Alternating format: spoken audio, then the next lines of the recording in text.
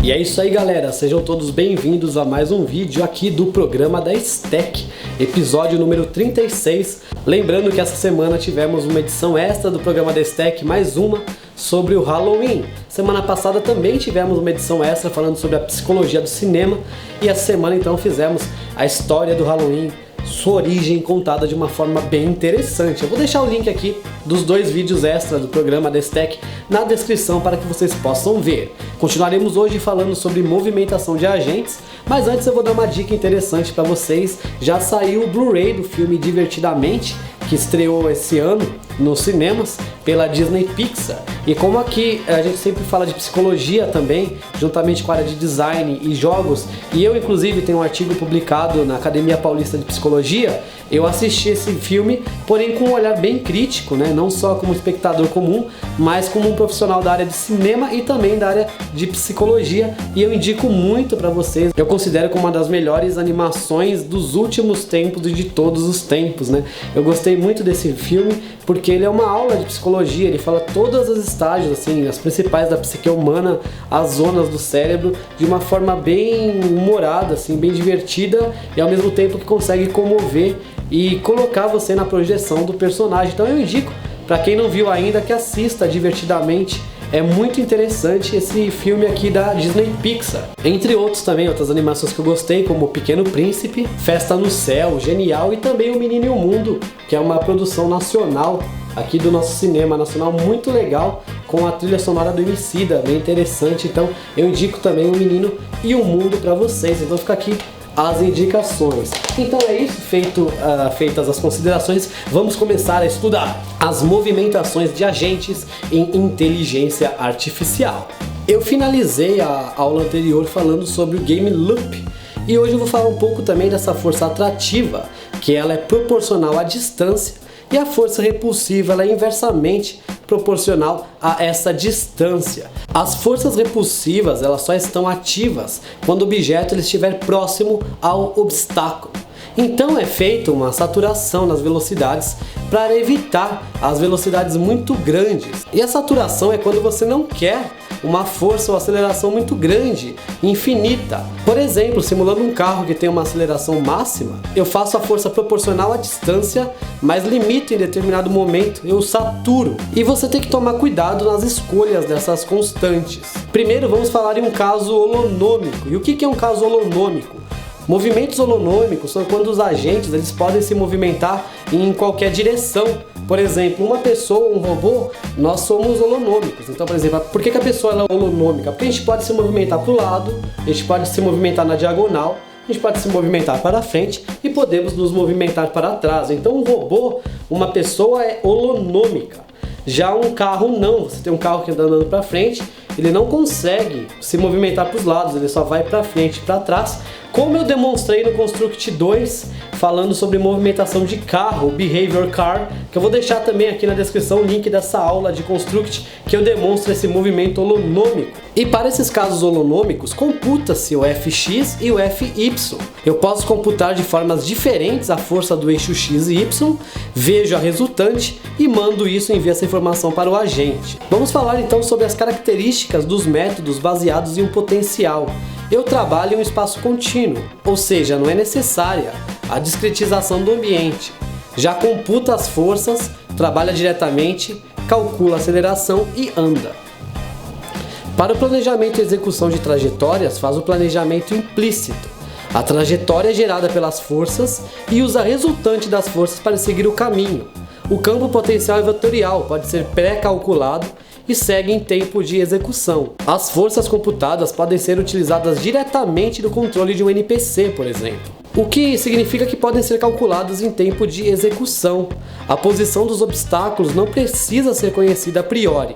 Ele é completamente reativo, percebe os casos e reage. E com isso poderemos ter os problemas de mínimo local, como eu falei na aula anterior, em que o somatório das forças é nulo em uma posição que não é o mínimo da função potencial. E aí temos algumas soluções. Eu vou deixar aqui uma imagem de problema de mínimo local, enquanto isso eu vou falar de alguma solução. Uma dessas soluções seriam aplicar forças randômicas, como mais agentes para empurrarem e impulsionarem o agente que está parado, que está preso nesse campo de mínimo local. A outra é utilizar funções de navegação, funções potenciais sem mínimo local garantido, ou seja, Wavefront Planar, que é o tema do programa de hoje. Chamamos esses problemas de mínimo local do U invertido. Esse algoritmo não é completo. No completo, se existe um caminho, ele acha. Já nesse do exemplo que eu mostrei para vocês, ele não consegue fazer essa volta. Vamos falar então agora sobre o Wavefront Planar. Caso o seu ambiente seja conhecido, será possível criar funções potenciais sem mínimo local, como o Wavefront Planar. Ele discretiza o ambiente em um grid. As células com obstáculos são desconsideradas ou coloca-se um valor infinito a elas. As demais células guardam sua distância para a chegada, ou como a gente diz, para o goal. A célula em que está essa chegada é o valor mais baixo do obstáculo. E para isso a gente tem que usar um algoritmo para ir fazendo uma descida de gradiente, e é possível atingir a chegada a partir de qualquer célula. Ou seja, se constrói uma função potencial de baixo para cima, segundo um algoritmo de planejamento. Vou deixar aqui para vocês um exemplo de ambiente de Wavefront Planar. E com base nesse exemplo eu vou falando passo a passo de como a gente constrói essa lógica. O primeiro passo é discretizar o ambiente, ou seja, colocar em um grid, como estou mostrando aqui. Um problema é que ao discretizar esse ambiente você perde algum espaço. Tem células em que eu tenho os obstáculos pela metade. Como você pode observar nesse exemplo, algumas células não estão totalmente preenchidas. Eu tenho só um pouco de obstáculo, mas aí eu estou perdendo um espaço nela. Para que fique o movimento correto, essas células então elas devem se tornar células ocupadas. No ambiente discretizado, os obstáculos eles descem um pouco. Ou a célula deve ser ocupada ou livre. Não existe uma célula meio ocupada, meio livre, meio cheia, meio vazia. Isso não existe. Então você tem que definir como que vai ser essa discretização. Aí então eu marco a chegada com o valor 0 e faço o Wavefront Planar, que é a expansão de frente de onda, né? Wavefront Planar, expansão de frente de onda, que é quando, por exemplo, você pinga uma gota d'água na água e ela vai fazendo aquelas ondulações, né? A partir de um ponto, ela vai expandindo. Isso é o Wavefront Planar, ou seja, a gente chama expansão de frente de onda. Alguns podem chamar de algoritmo de flood field, ou seja, encher de água uma bacia. Outros ainda podem chamar de grass fire, queimar a grama. Então vocês podem ver que tem alguns nomes, esses algoritmos do Wavefront Planer, que vocês podem encontrar dependendo do material que vocês estiverem usando para estudo e pesquisa. Como eu falei, essa expansão de frente de onda é como você jogar uma pedra na água que vai expandindo. Os vizinhos da chegada, que é 0, eles vão virar valor 1. E os vizinhos dos vizinhos viram valor 2, os demais 3, depois 4 e assim por diante, como eu vou demonstrar nessa imagem agora. Os locais com obstáculos são ignorados, como vocês podem ver, eles são elevados ao infinito, que foi o que eu falei no começo dessa explicação. Assim eu expando essa minha frente de onda. Cada célula tem um número que na realidade é o potencial. E agora eu trato como um potencial. O agente começa em uma célula e desce o gradiente até atingir o goal, até atingir a chegada. Então ela vai seguindo essa sequência numérica decrescente. Por exemplo, nesse exemplo aqui, o agente ele pode começar no 15 e desce para 14, 13, 12, 11, 10, assim por diante até atingir a chegada. Aqui não tem mais mínimo local. Se tivesse um obstáculo em U, que foi aquele que eu mostrei naquele exemplo, que eu posso até colocar aqui novamente, o gradiente ele chegaria por trás. Seriam valores mais altos, ele não entraria naquele mínimo local. Para isso que serve o Wavefront Planer. O problema é conhecer a priori o ambiente. Esse conhecimento prévio do ambiente é fundamental para que eu possa fazer o Wavefront Planer. Se você considerar esse segundo fantasminha que tem aqui na imagem, ele tem duas opções de caminho de mesma distância. Então para ele, tanto uma rota como outra são indiferentes. Vamos para mais um exemplo de Wavefront Planer. Nesse exemplo aqui ao lado, o que difere é que meu agente é um quadrado, que não passa em algumas áreas do plano. E uma solução é você tratar o agente como um ponto e ampliar todos os obstáculos. Já nesse outro exemplo, vamos aplicar o Wavefront sendo o goal o 0, a chegada o 0. Essa malha ela não tem local mínimo, ela tem suas descendências. Se a gente soltar a bolinha de gude nesse relevo, ela vai descer até a chegada, uma vez que os obstáculos são mais altos, que é o que eu mostrei em uma das primeiras aulas de inteligência artificial com aquele gradiente de função potencial. Ou seja, ela faz uma curva de nível, considerando esta imagem aqui. E além de usarmos para planejamento e execução de trajetória, os campos de potencial têm outras aplicações interessantes em jogos, como perseguição, em que a chegada passa a ser móvel e meu agente tem que perseguir chegar até ela, múltiplos agentes, que são interações entre os agentes modelados por meio de forças, inspiração biológica para fazer isso, né? Então é a técnica que eu falei para vocês de swarming, flocking, entre outros. Então você está animando um conjunto de agentes que devem interagir entre eles com base nessas simulações biológicas, como que seria na vida real. Falei lá dos búfalos, do Rei Leão e tudo mais. E uma das técnicas mais utilizadas para a gente movimentar os grupos de agente é o que a gente fala Boids, de Reynolds Seagraph. Foi dado como exemplo nesse estudo a animação de um grupo de pássaros. Deve simular de forma mais realista, sem calcular a trajetória de 1 para 1. E aí temos um comportamento emergente, o Emergent Behavior, que não tem muito controle sobre as coisas. Cada agente, baseado com a interação de forças com os vizinhos, gera um comportamento que o faz navegar pelo ambiente. A definição de regras simples para os agentes ao interagir resultam então em um comportamento global bem interessante. Não há necessidade de definir uma velocidade global para um grupo, para um líder, por meio desta técnica. 3 são as regras para você criar o Boid: coesão, alinhamento e separação. E para isso temos que considerar alguns aspectos, como por exemplo a vizinhança, que são outras unidades que devem ser consideradas nos cálculos. Considera-se as unidades que estão em uma área específica por um ângulo e um raio. Por exemplo, considerar todos que estão à volta ou só os que estão à frente. Eu vou deixar aqui o exemplo mostrando esses tipos de vizinhança pelo ângulo e pelo raio. Agora, sobre as 3 regras de Boids, vamos começar então pela coesão, onde as unidades elas devem ficar juntas em um grupo. Para isso, cada unidade ela possui a tendência de se mover para a posição média de seus vizinhos. Quanto mais distante da média, maior será a força nessa direção. Ela sempre vai tentar ficar numa distância equidistante dos vizinhos dela. Nessa imagem, os vizinhos que influenciam a agente verde são os que estão dentro do círculo branco, que é a vizinhança. tem uma força aplicada nele que fará se deslocar para o ponto médio desses vizinhos. O campo potencial ele é atraído para o centroide do vizinho, no centro deles tem um campo que atrai esse agente. A próxima regra é separação, em que deseja-se que as unidades mantenham uma distância mínima entre si. Eu serei repelido dos vizinhos em uma determinada vizinhança. E para isso define-se uma nova vizinhança, chamada de vizinhança de repulsão. E geralmente essa vizinhança de repulsão ela é menor do que a vizinhança de atração. Se alguma outra unidade adentrar essa região especificada, a tendência é dos dois se afastarem. Basicamente tratamos de campos potenciais também, porém os campos iguais que eles vão se repelir, e eu vou deixar a imagem aqui exemplificando isto. E vamos agora para a última regra de Boyds, que é alinhamento.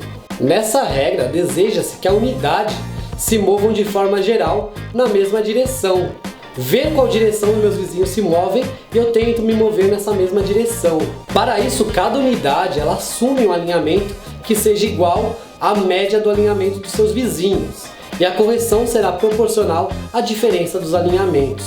Eu vou deixar uma imagem aqui também para vocês conseguirem visualizar melhor essa regra de alinhamento. Então é isso, turma, esse foi o vídeo de hoje sobre inteligência artificial, que falamos mais da movimentação de agentes, introduzimos o Wavefront Planer e falamos também dos Boyds. Na próxima aula nós continuaremos falando do Boyds com base nas composições de regras, então é isso aí, fiquem ligados que a gente continua na próxima semana. Como sempre, eu agradeço muito a presença, o carinho e a audiência de vocês. E a gente pede aquela ajuda ao canal, curtindo o vídeo, deixando aqui seu like, nos seguindo, escrevendo, compartilhando e interagindo nas redes sociais. Qualquer dúvida, deixe aqui nos comentários que sempre responderemos a todos. Estou recebendo informações novas do meu QG acerca da movimentação de agentes de inteligência artificial. Aparentemente a gente está conseguindo saber quais são os segredos desses malditos seres artificialmente inteligentes que estão querendo vir aqui no QG da Resistência Matrix da Stack para nos destruir. Mas não vamos permitir isso, a gente conta com a sua ajuda nos acompanhando aqui nessa saga além da imaginação e além da Matrix, para nós descobrirmos todos os truques das inteligências artificiais e conseguirmos juntos vencer esse inimigo sem rosto. Então é isso aí, eu vou continuar aqui vigiando o QG e procurando informações para evitarmos possíveis ataques. Então, caro amigo da Resistência, muito obrigado por tudo, seus esforços são bem vistos pela nação e até a próxima, se ainda estivermos aqui neste QG. E pedimos sempre que deem aquela contribuição ao canal, se inscrevendo, curtindo o vídeo e deixando seu like. Procure na playlist pelos vídeos para você ver os conteúdos com maior organização e nos siga sempre nas redes sociais. Deixe sempre nos comentários suas sugestões e recomendações, porque esse programa é personalizado e faremos um conteúdo com a sua cara.